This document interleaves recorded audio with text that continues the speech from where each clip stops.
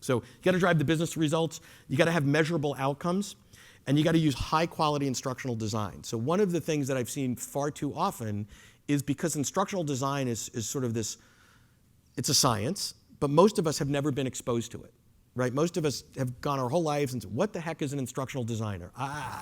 Do they design instructions? Like the guys that make the IKEA thing? Whatever, like what is that? There's an art and science to instructional design. These are people that study adult learning and they understand how to decompose content to the molecular level to give it out to people in the right cadence, in the right format to get the outcome. Because I think, and you mentioned this earlier, the frustration that a lot of content people have is people read my books and they send me amazing emails of how I've changed their life. They come up to me after the speech and they cry. I know the stuff works, okay, but then I get in front of a camera and I go blah, blah, blah, blah, blah, and I put it on the screen and I either can't sell it or it doesn't do anything. Right? Well, if you're skipping this part, you know, it's sort of like skipping the blueprinting part of building a house.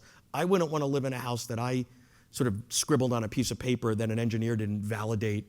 You know, the roof's not going to come in on me when I'm sleeping. And it's the same thing with instructional design. Again, in the consumer world, you can kind of get away with whatever you want. You know, if you want to tell them the sky's purple and they believe the sky's purple, good luck. There are a whole suite of people in the corporate world making these investments whose job is to defy, you know, their job is to say no. Their job is when the boss comes in with your book under their shoulder and says, I just want this book, I want to do this everywhere, to go, oh shit, how do I say no to that, right? They'll say no to that by asking a few simple questions.